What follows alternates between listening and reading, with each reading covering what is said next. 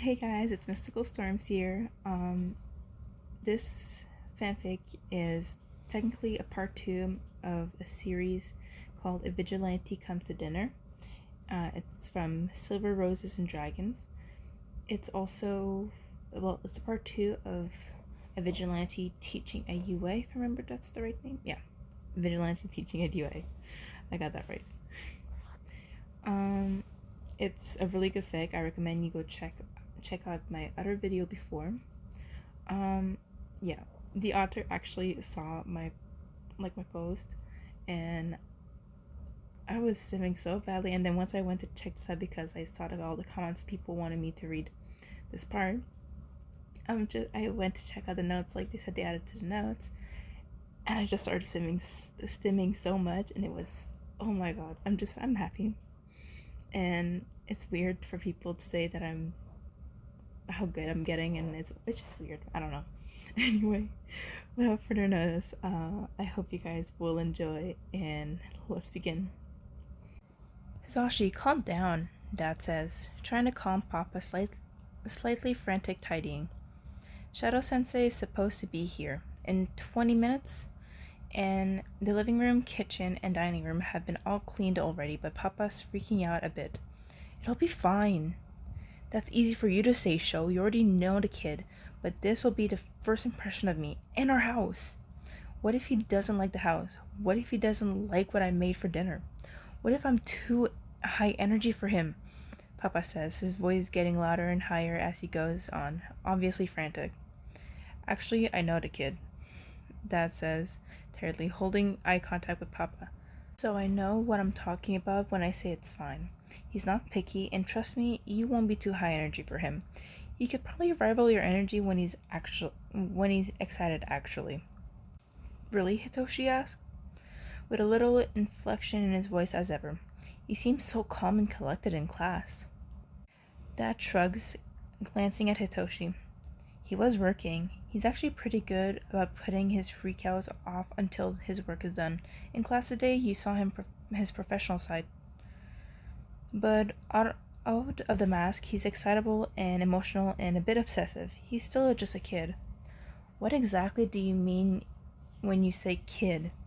Is it like when adults will call 20-year-old kids? Or, Toshi asks, he can't imagine the man that so confidently led the class today could actually be young enough to be referred to as a kid, even though he heard his dad talking about the problem child for well over a year now. Dad smiles a little. Actually, the same age as you. Hitoshi's jaw dropped.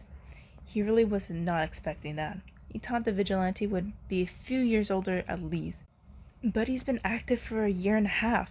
I was 13 when you first started working with him. I don't know quite how young he was at the time. We had assumed he was in high school at first, actually just small for his age, Dad explained. As much as I dislike how young he started, he's good. He's better with almost no training and only homemade gear homemade gear than a lot of new heroes are a year after they graduate. He's so convinced he'd never be able to get a hero license without a quirk though. That at least Hitoshi already knew. Maybe teaching hero students will convince him that he can. That's the hope. That someone at UA will be able to convince him to get his license and continue to work legally. Dad explains. But he can stay with us even if he insists on remaining a vigilante, Papa says. We should convince him of that first. It would at least be safer than him living on his own with no one to keep an eye on him. He's managed fine on his own for almost a year now. I agreed, though. It would be good for him to have a safe place to return to between patrols, Dad says. And, okay, if his dad is agreeing, it's a clear sign that they are definitely adopting the kid. Hizashi tried to not fret as Shota goes to answer the door. He has heard so much about this kid, and his husband clearly loves him. And as nice as that is, it makes Hizashi nervous. He's sure he'll like the kid that his husband is so bound to, but if they don't bond, or even worse, if the kid doesn't like Hizashi, Even though he knew theoretically that the kid is the same age as Hitoshi, Hizashi had to double take when Shota walks back into the room with a small green-haired boy trailing behind him. This kid looks so young, so innocent, and he's one of the best vigilante in the prefecture? Problem child, this is my husband Hizashi, and of course you met our son Hitoshi in class today. Shota introduced. Thank you for inviting me, present my exam. The kid says, bowing. He honestly seems nervous. His hands are to his side, but he keeps twitching like he has to try very hard to keep them still. I'm Midoriya Izuku, also known as the Emerald Shadow. It's nice to meet you.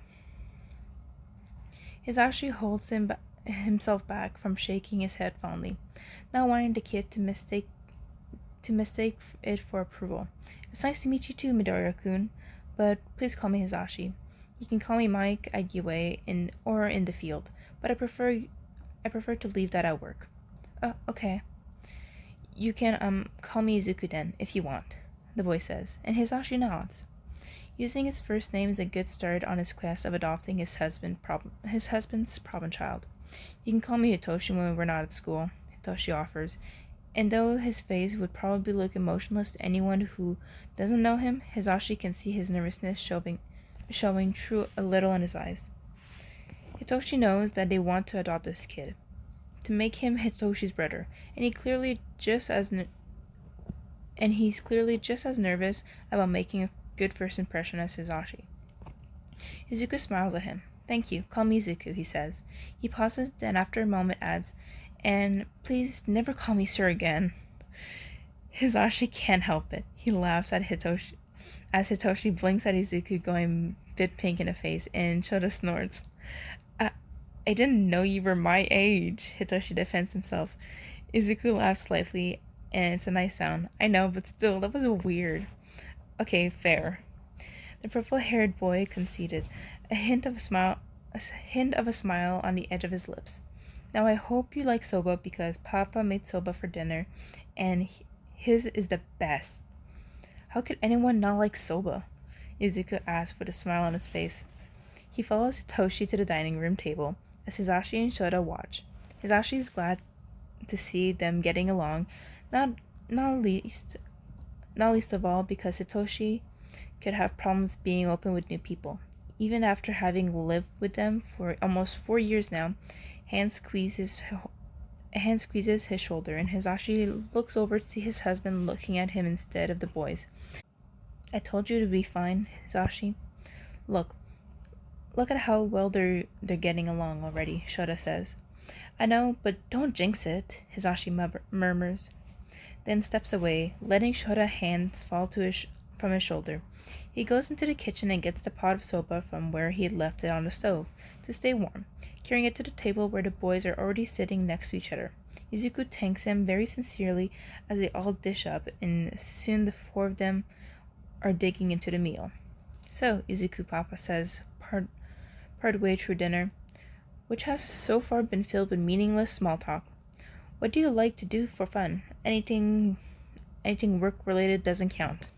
Hitoshi is pretty curious about that too. Actually, but he didn't want to ask. He doesn't want to come off as invasive or seem like he was trying to pry after all. Well, I mean, I don't think I really count as work if I don't get paid, Izuku points as his voice hesitant, but I get what you mean. I really like quirk analysts. I mostly do heroes and people I've fought because I consider quirk in action or on videos for most spotlight and above ground heroes. It works in handy a lot for vigilante work, but I've been doing the analysis since I was a toddler, so it really is unrelated hobby that just happens to help with my work, as you can call it. His voice gets steadier and his speech faster as he goes, showing signs of excitement. It's like talking about something he's passionate about is making him forget the nerves, which isn't a bad thing. That's cool. You got anything on me? Papa asks, and Hitoshi can see the glint in his eyes. The topic is exciting him. He's leaning forward, his expression open. At least he isn't excited enough for his volume control to get messed up. Even without using his quirk, Papa can generally be a loud person. It has scared Hitoshi at first.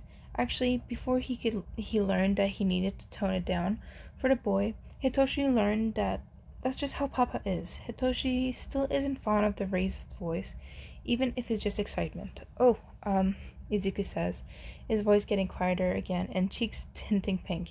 Yeah, I do. Sorry if that bothers you. No, not at all. I'd love to see what you've got, Papa assured, smiling gently at the green-haired boy.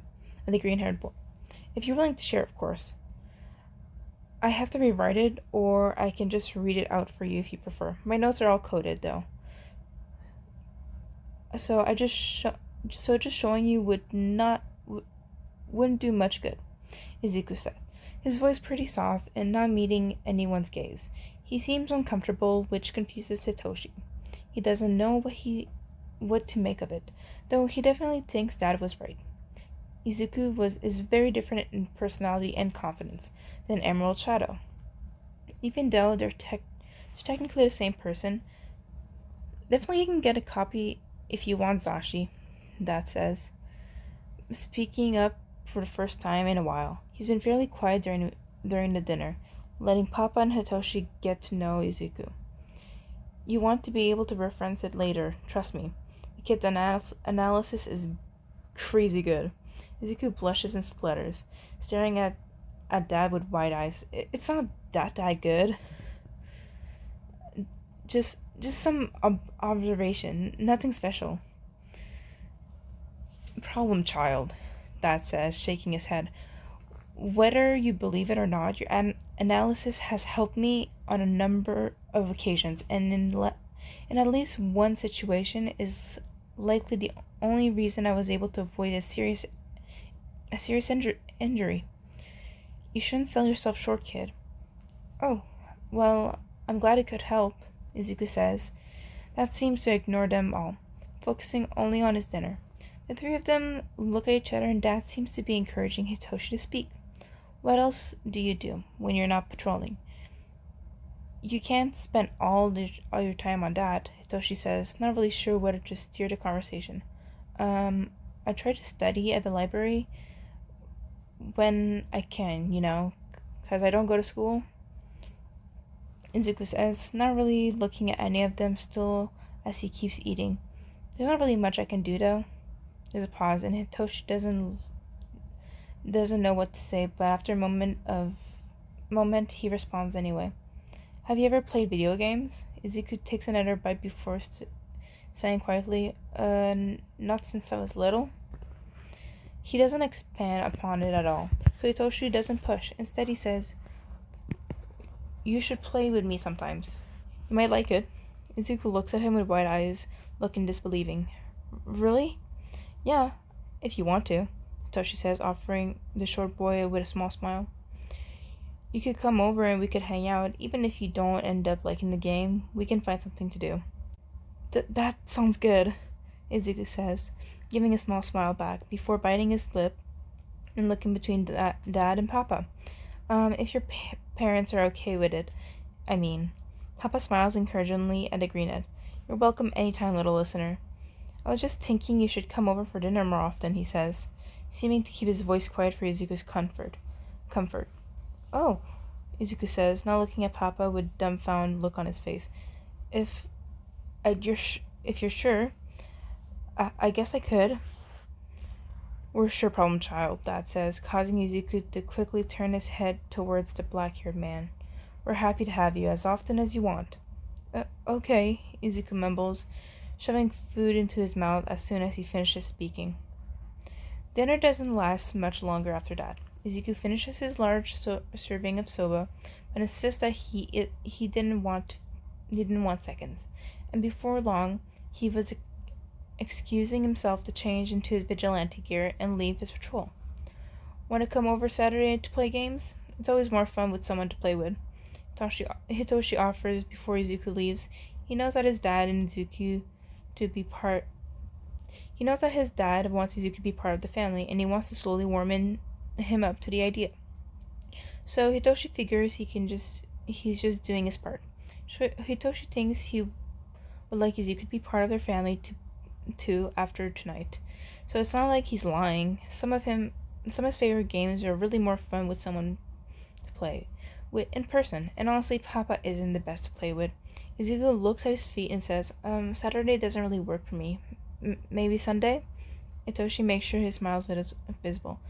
Yeah, sure, that works for me. Cool, Izuku says. He pulls his shoes on and he turns to bow through them. Thank you for having me, and thank you for the food. Not at all, kiddo. Thank you for coming, Papa says. We'll see you Sunday.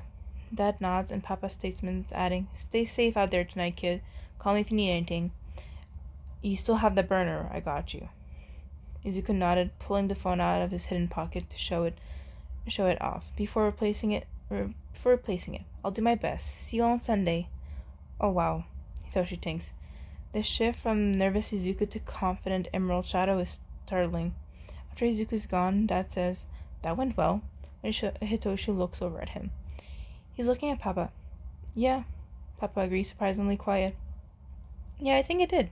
He does seem like a good kid. Dad nods silently in response. What do you think, Hitoshi? Do you like him? I think he'd be a good addition to our family, Hitoshi admits, and Papa positively beams.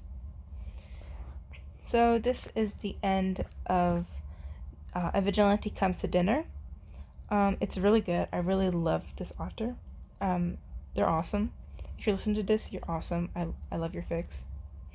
Anyway, yeah, so this was quite short. But I hope you enjoyed. The fic's gonna be inside the fic's gonna be inside the descriptions like always. So I hope you enjoyed this, and I hope you're doing well from anywhere you are in the world, morning, evening, day. Please don't forget to hydrate.